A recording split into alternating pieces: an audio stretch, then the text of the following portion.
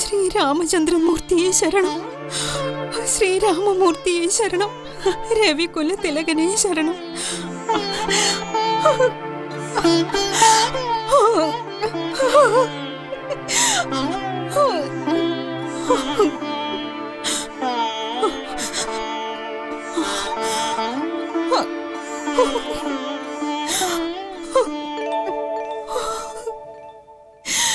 ശ്രീരാമമൂർത്തിയെ ശരണം, രവികുല തിലകനെ ശരണം.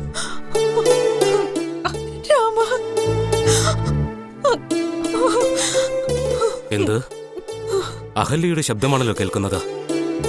ഞാൻ കൊടുത്ത ശാപത്തിൽ നിന്നും അവൾ മോചിതയായോ?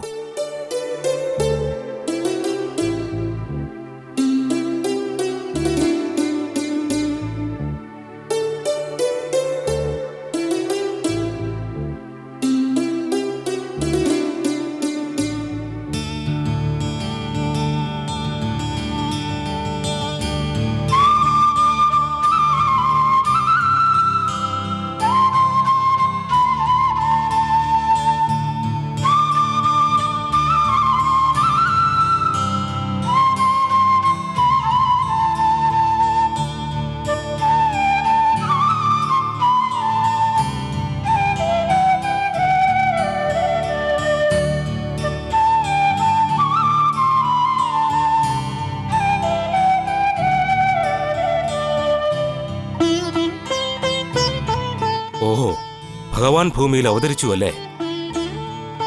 ഞാൻ ആരെ കാണാൻ വേണ്ടിയാണോ കാലങ്ങളായി ഇവിടെ വന്ന് തപസ്സനുഷ്ഠിച്ചത്, ആ ഭക്തവത്സലൻ തന്റെ അവതാര ഉദ്ദേശം നിറവേറ്റാൻ കൗശികമുനിയോടൊപ്പം എന്റെ ആശ്രമത്തിലേക്ക് തന്നെ ആഗമനം ചെയ്തിരിക്കുകയാണോ? ആ സത്യമൂർത്തിയെ, ശാന്തസ്വരൂപിയെ ദർശിക്കാനായി ഞാൻ ഉടനെ പുറപ്പെടുകയാണ്.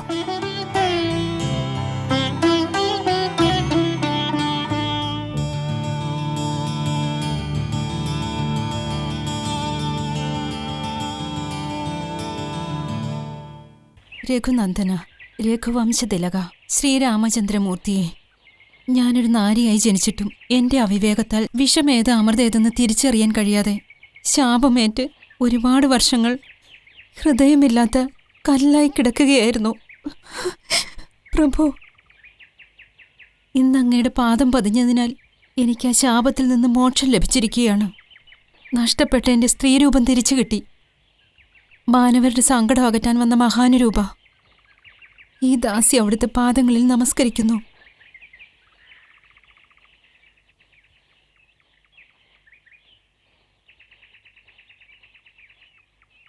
മുനിവര്യരെ, എന്താണ് ഈ അതിശയം? ഞാൻ വന്ന വീഥിയിൽ കിടന്നിരുന്ന ഒരു കല്ലിൽ എൻ്റെ പാദം തൊട്ടതും ആ കല്ല് ഒരു നാരിയായി മാറിയിരിക്കുന്നല്ലോ. രാമ, നിന്റെ പാദങ്ങൾ സാധാരണ പാദങ്ങളാണോ? എത്രയോ ആയിരം ജ്ഞാനികളും ദേവന്മാരും ആഗ്രഹിച്ചിട്ട് ലഭിക്കാത്ത ഭാഗ്യമല്ലേ? ആ തിരുവടികൾ സ്പർശിച്ചാൽ മലകളൊക്കെയും മാണിക്യങ്ങളാകും, കടലായ കടലെല്ലാം അമൃതാകുമെന്നിരിക്കെ ഒരു കല്ല് നാരിയായതാണോ ആശ്ചര്യം? സ്വാമി, ഏതാണ് ഈ താപസകന്യ? രാമ, ഒരു സമയത്ത് ദേവന്മാരും അസുരന്മാരും അമൃത് സ്വന്തമാക്കുന്നതിനു വേണ്ടി പാലാഴി കടഞ്ഞെടുക്കുന്ന സമയത്ത് അമൃത് കിട്ടുന്നതിനു മുമ്പ് ആ പാൽക്കടലിൽ പിറന്നവളാണ് ഈ അഹല്യ. ഈ ഉത്തമയെ ഉൽക്കല മുനിവര്യൻ പുത്രിയായി ഏറ്റെടുത്ത് ഗൗതമ മുനിവര്യന് വിവാഹം ചെയ്തു കൊടുത്തു. സ്വാമി, പാൽക്കടലിൽ ജനിച്ച് പരിശുദ്ധനായ മുനിവര്യന് പത്നിയായിരുന്നിട്ടും ഇവർ ഇത്രയും നാൾ കല്ലായിരുന്നതിന് കാരണമെന്താണ്? രാമ, ഇവൾ പാൽക്കടലിൽ പിറന്നപ്പോഴേ ഇവളുടെ സൗന്ദര്യം കണ്ട് മയങ്ങിപ്പോയ ദേവേന്ദ്രൻ ഗൗതമൻ ഇവളുടെ കൈപിടിച്ചതും കോപിഷ്ഠനായി. ഇവളെ എങ്ങനെയെങ്കിലും സ്വന്തമാക്കാമെന്ന ഗൂഢലക്ഷ്യത്തോടെ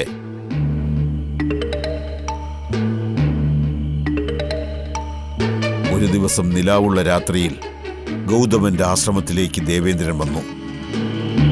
അകത്ത് അഹല്യയോടൊപ്പം നിദ്രയിലാണ്ടിരുന്ന ഗൗതമനെ എങ്ങനെ പുറത്തെത്തിക്കണമെന്ന് ആലോചിച്ചു.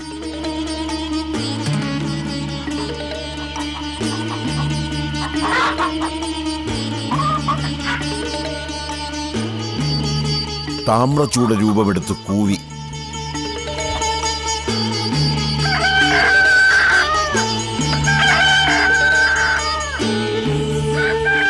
അത് കേട്ട ഗൗതമൻ നേരം പുലർന്നു എന്ന് കരുതി നീരാടാൻ പുറപ്പെടുകയുണ്ടായി.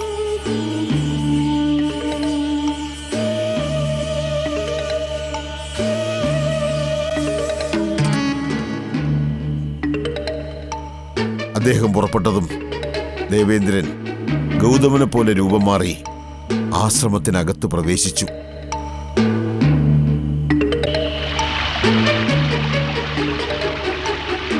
നീരാടാൻ പോയ ഗൗതമൻ ആകാശത്തിലേക്ക് നോക്കി നേരം പുലരാൻ ഇനിയും ഒരുപാട് നേരമുണ്ടല്ലോ എന്നോർത്തു.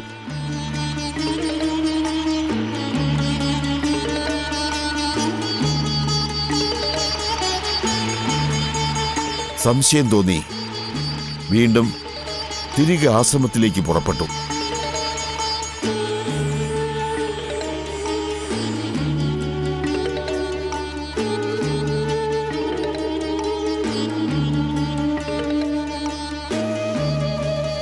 ആശ്രമത്തിനടുത്തെത്തിയതും ഗൗതമന് പെട്ടെന്നൊരു സംശയമുണ്ടായി.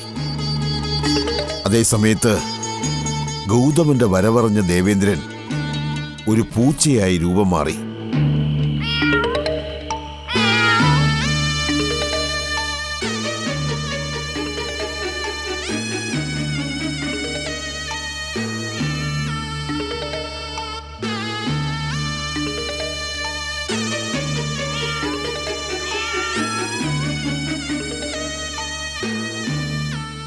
ഒരു തസ്കരന് അവന്റെ പ്രവൃത്തിയനുസരിച്ച് കൈക്കൊണ്ട രൂപവും ശരി തന്നെയാണ്. അതിരിക്കട്ടെ സ്വാമി, സ്വന്തം പത്നിയെ മോഹിച്ച ആ നീചനെ ദേവന്മാരുടെ രാജാവായതുകൊണ്ട് ഗൗതമൻ മാപ്പ് നൽകി വിട്ടുവോ? പദവിയെ മാനിച്ചൊരാളോട് ക്ഷമിക്കാനോ മറക്കാനോ കഠിന തപസ്യായ ഒരു മഹർഷിക്ക് ഒരിക്കലും സാധിക്കില്ല. അങ്ങനെയുള്ള ഗൗതമൻ ദേവേന്ദ്രനെ മാത്രം അങ്ങനെ വെറുതെ വിടുമെന്നാണോ? അഹിതമായി മറ്റൊരുവന്റെ പത്നിയെ മോഹിച്ചാൽ അവന്റെ ഉടലാകെ അഴുകി നരകയാതന അനുഭവിക്കട്ടെ എന്ന് ശാപവാക്കുകൾ പുറപ്പെടുവിച്ചു. പിന്നീട് ദേവേന്ദ്രൻ എങ്ങനെയാണ് ശാപമോക്ഷം നേടിയത്? പിതൃദേവതകൾ യാഗങ്ങളിൽ തങ്ങൾക്ക് ലഭിക്കുന്ന എല്ലാ പുണ്യങ്ങളും പിന്നെ തപസ്സിലൂടെ തങ്ങൾക്ക് ലഭിച്ച മഹാശക്തികളെയും ഇന്ദ്രന് നൽകിയിട്ട് അവനെ ഗൗതമന്റെ ശാപത്തിൽ നിന്നും മോചിതനാക്കി. പതിയുടെ കോപം കണ്ട് സ്തംഭിച്ചു നിന്ന ഈ സ്ത്രീ അങ്ങനെയാണോ കല്ലായി മാറിയത്? അല്ല, ഗൗതമൻ തന്നെയാണ് ഇവളൊരു കല്ലായി മാറട്ടെ എന്ന് ശപിച്ചത്. സ്വാമി, തെറ്റ് ചെയ്തത് ദേവേന്ദ്രൻ. ഗൗതമൻ ദേവേന്ദ്രനെ ശപിച്ചത് ശരിയാണ്. ചതിക്കപ്പെട്ട ഈ അമ്മയെ എന്തിനാണ് ശപിച്ചത്? അതിൻ്റെ ഉത്തരം ഞാൻ തന്നെ പറയാം. രാമചന്ദ്രമൂർത്തി, ഞാൻ വഞ്ചിക്കപ്പെട്ടവളാണെന്നുള്ള കാര്യം എൻ്റെ പതി അംഗീകരിച്ചാലും അത്രയും കാലം ഒരു മഹർഷിയായ അദ്ദേഹത്തോടൊപ്പം ചേർന്ന് ഞാൻ നടത്തിയ തപോജീവിതത്തിൻ്റെ ശക്തിയുണ്ടായിട്ടും എന്റെ പതിക്കും മറ്റൊരാൾക്കുള്ള വ്യത്യാസം അറിയാൻ കഴിയാതെ ഇന്ദ്രനെ എന്റെ പതിയായി കരുതി സമീപിച്ചത് തെറ്റല്ലേ?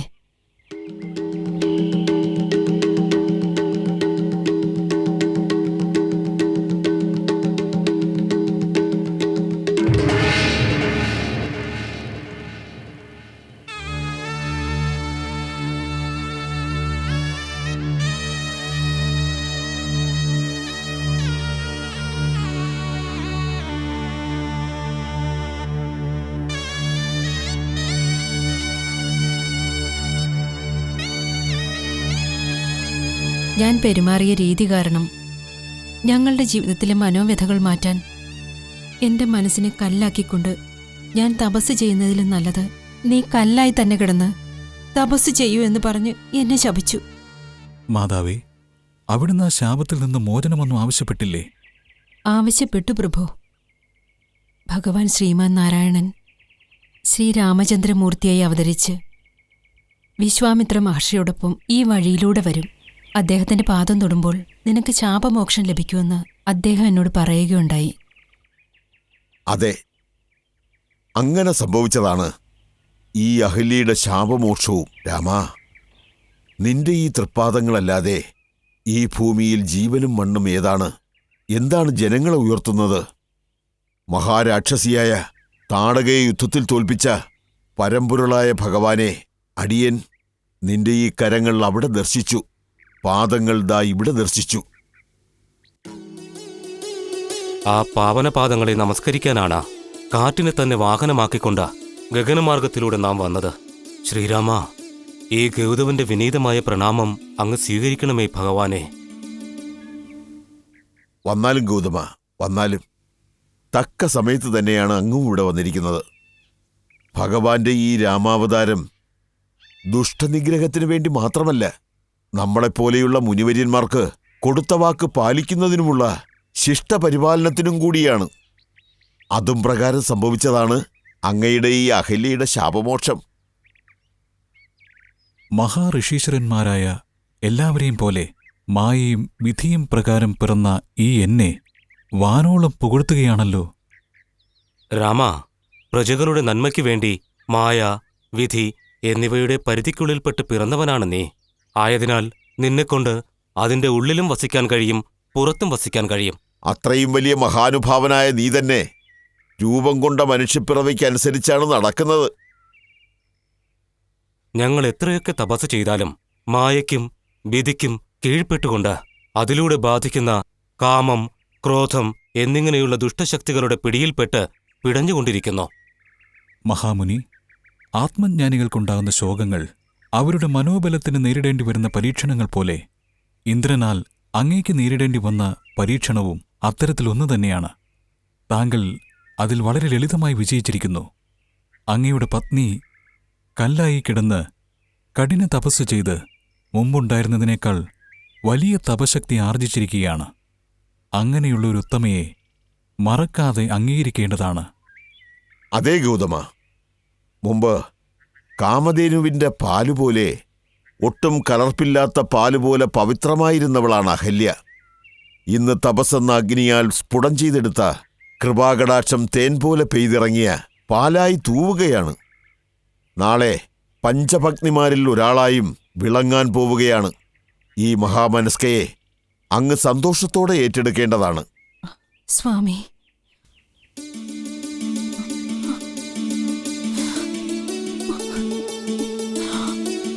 കൃപാരൂപനായ രാമനും മഹാതപസ്യായ കൗശികനും പറയുമ്പോൾ എനിക്ക് ഉപേക്ഷിക്കാൻ പറ്റുമോ?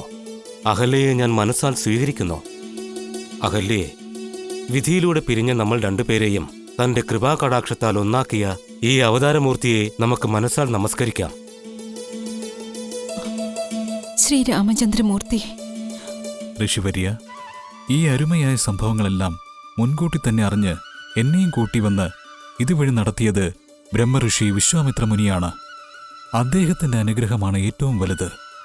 ആ അനുഗ്രഹം വേദങ്ങളെല്ലാം തന്നെ നേരിട്ട് വന്ന് അനുഗ്രഹിക്കുന്നതിന് സമമായിരിക്കും.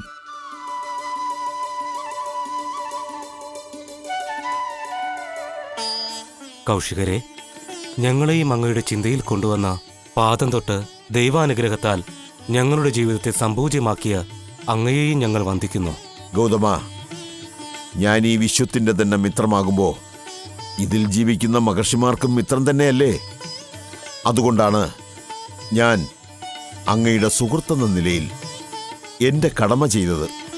നിങ്ങളുടെ നമസ്കാരങ്ങൾ സ്വീകരിച്ചുകൊണ്ട് നിങ്ങളുടെ ജീവിതം സന്തോഷം കൊണ്ട് നിറയട്ടെ എന്ന് അനുഗ്രഹിക്കുന്നു. ഗൗതമ, ഞങ്ങൾ മിഥുലയിൽ നടക്കുന്ന ജനകന്റെ യാഗത്തിനായി പുറപ്പെട്ടതാണ്. സന്തോഷത്തോടെ വിട പറയട്ടെ. പ്രണാമം. വരൂ.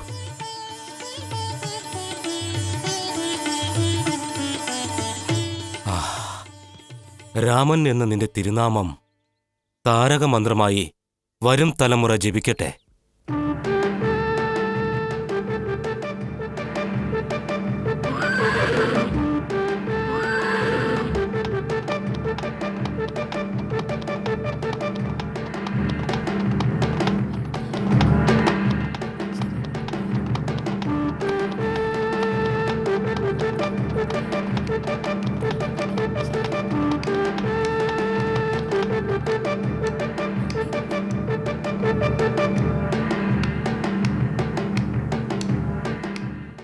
മഹാമുനി, എതിർവശത്ത് ഒരു ഭംഗിയുള്ള വഴി തിരിയുന്നുണ്ടല്ലോ, അതെന്താണ്?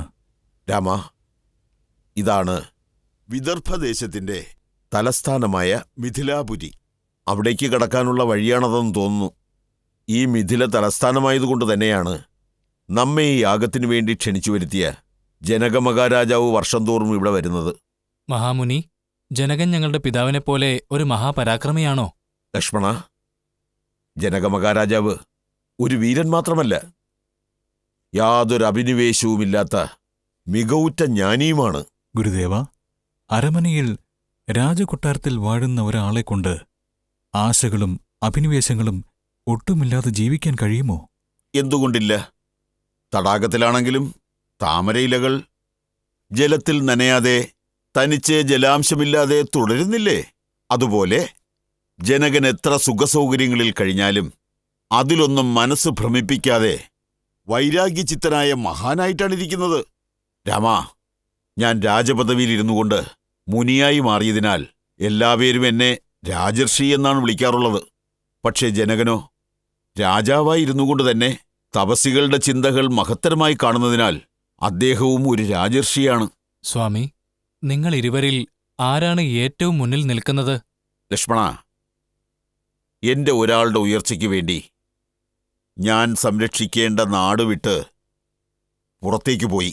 പക്ഷേ പ്രജകളെയും സംരക്ഷിച്ചുകൊണ്ട് മനസ്സെന്ന തോണിയിൽ മുക്തി എന്ന കരയെ തേടി പോകുന്നില്ലേ? ആ ജനകനാണ് എന്നേക്കാളും ഉയർന്നവൻ. വന്നാലും നമുക്കകത്തേക്ക് പോകാം. നിങ്ങളുടെ വരവിലൂടെ ഈ മിഥിലയ്ക്ക് വലിയ മാറ്റങ്ങളുണ്ടാവും.